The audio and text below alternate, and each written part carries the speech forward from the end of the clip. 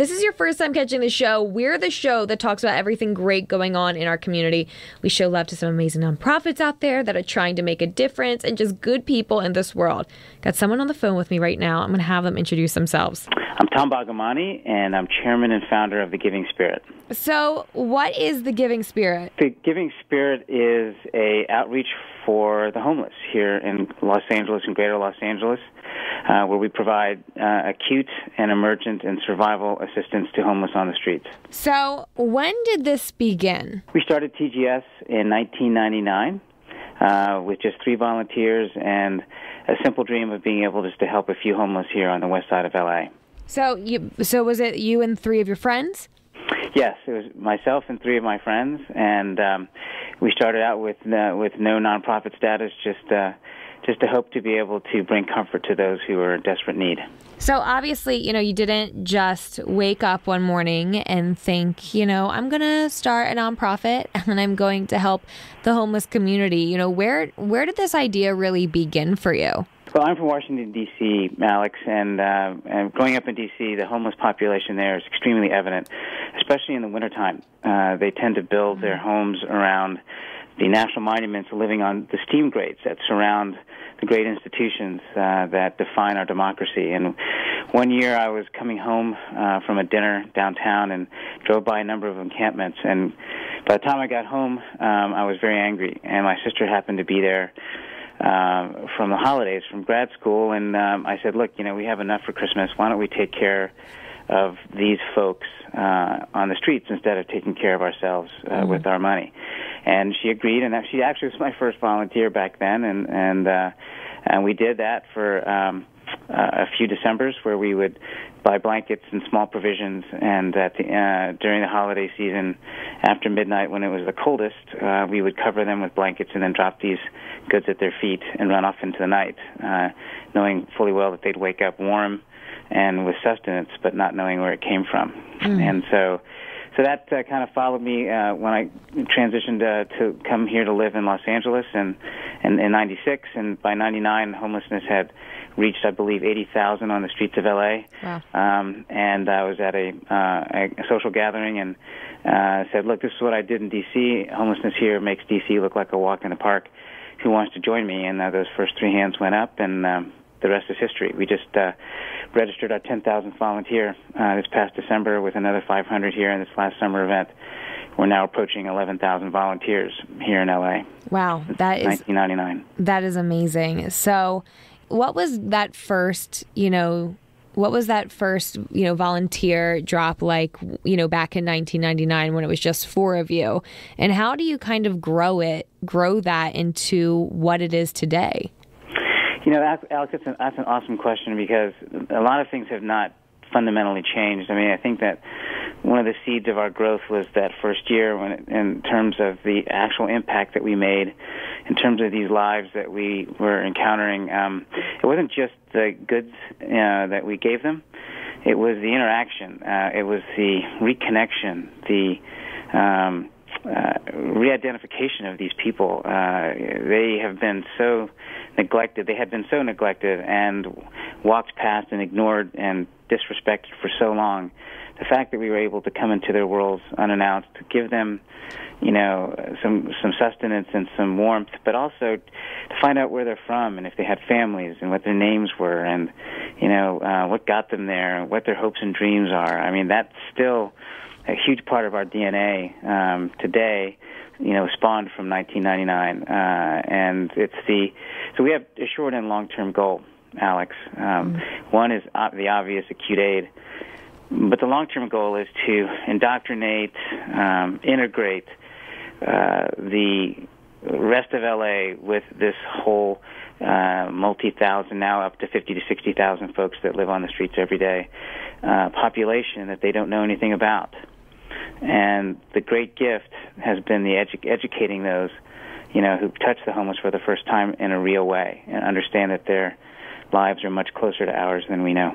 What is a big misconception, you think, among the general population with the homeless community that really frustrates you? Alex, you continue to ask great questions. There's so many.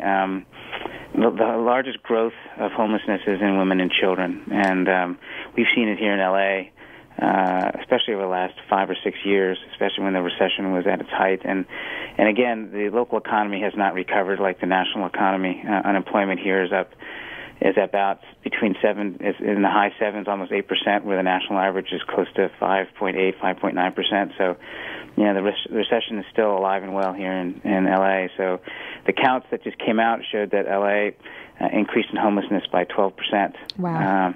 And so the folks that were monitoring the facts were giving us information that was not true over the last few years in terms of homelessness decreasing, because we've seen it increase, especially amongst the young, you seeing young mothers, teenagers, lots of babies on the streets, lots of young families.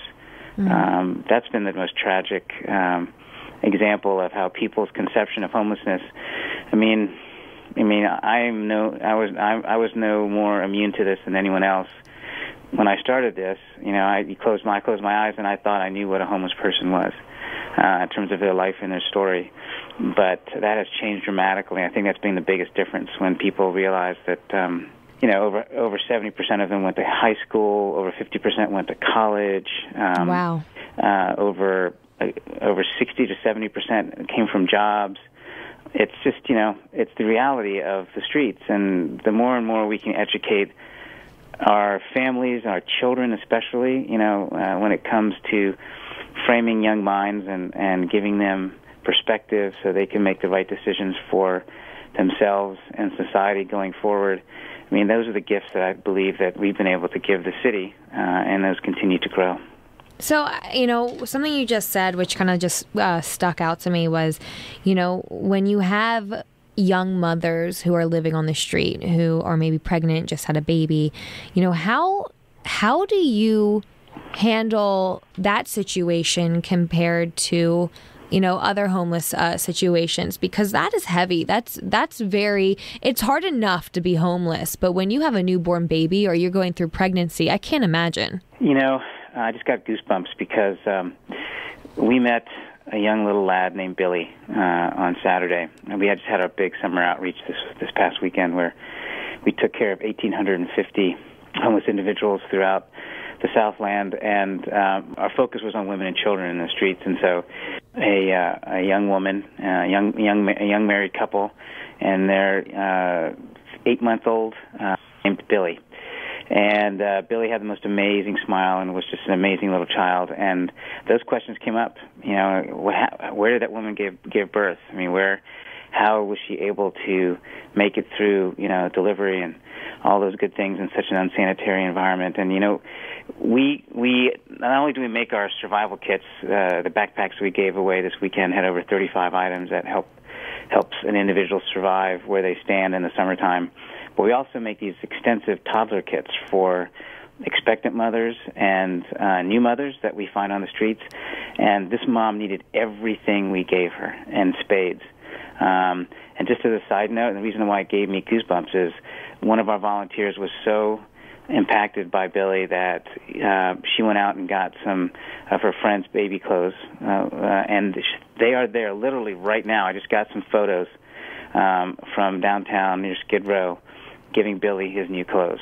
So obviously our heart's going to be much fuller when we encounter a mom and her child. And, one of the things, Alex, that we impart on our volunteers is that, so much of our life, we're judged. We judge and we're judged. And we try to keep judgment away from our interaction. We just see a child in need. We see a mom in need. And we don't ask questions, we just help. And we have a saying that we just ask and we act, we don't ask. And that is so important when you're out amongst folks that are going through a tough time. It's not so important how they got there. It's more important is what you can do from the moment to get to the next day. Well, I wanted to ask Tom, because just what you're doing at the Giving Spirit is just so awesome. It is so great. And just people like you who are out there and have a heart for these things. You're making the difference in this world. So thank you. But I wanted to ask, what sets apart the Giving Spirit from other organizations that help with homeless people? First and foremost, Alex, it's what sets us apart is the fact that we are all volunteers.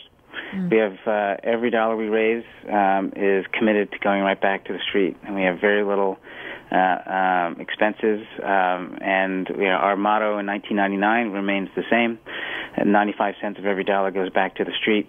If you factor in what we get in in-kind goods, we actually return more to the street than we raise.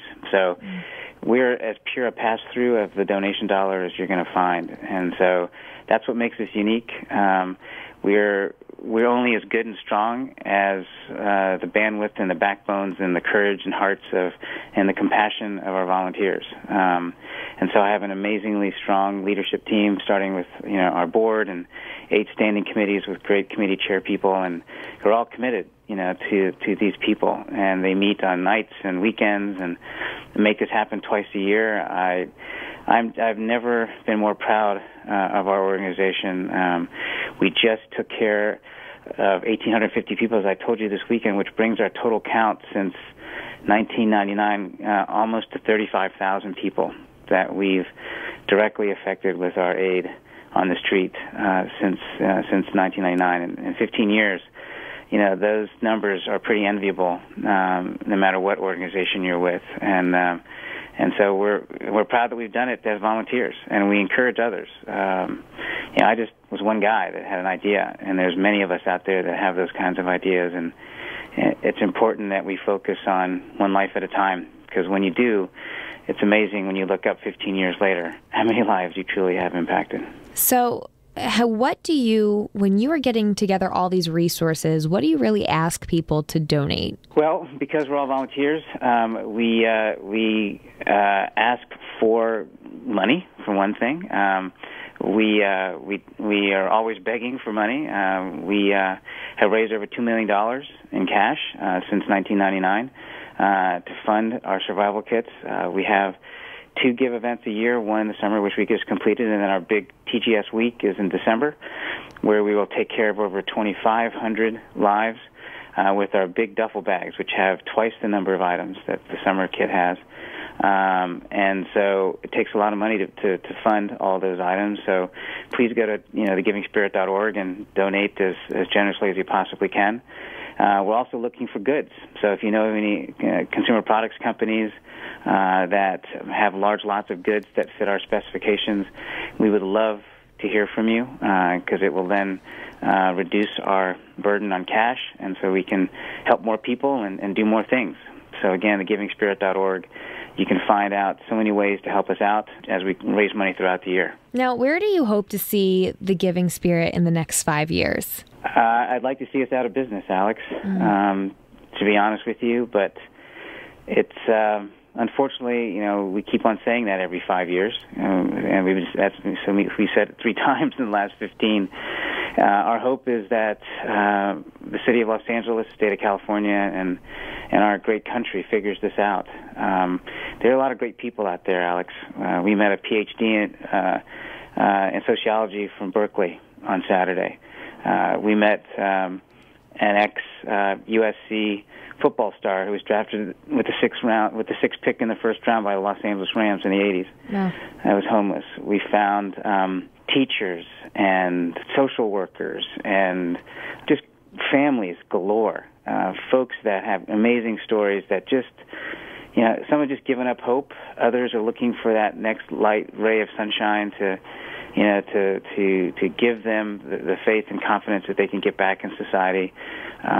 Others just want a roof over their head so they can be safe, so they can then focus on just being able to keep their things safe, their family safe, so they can focus on getting back into society. I mean, there are a lot of children out there, Alex, a lot, that come to L.A. for many different reasons, to find their dreams, and they haven't found them, and they don't have a parachute, and their families have either turned their back on them or they have not reconnected, and they're lost. And that's our future, Alex, just like the kids in our schools. A lot of these kids do go to school, but they have no place to go home to sleep. And so we gotta be there for them. And so I hope over the next 5 years that we, collectively, as a citizen base, working together with all these great agencies that we work with, and also the government, can find ways to get people homes, because at the end of the day, that's what's going to get people off the streets. You give them a place of security, you give them a roof, you'll see how quickly they will return to society. Tom, and I know you kind of briefly touched on this, but before you go, I wanted to kind of ask one more time how our listeners can get involved with the Giving Spirit, because it's just fantastic what you're doing. Well, again, since we're all volunteer, we're looking for great talent. So if you want to volunteer with us, we need leadership in development, and so helping us raise money to approach foundations and write grants. We need folks in marketing and PR, and communications. You can help us get the message out.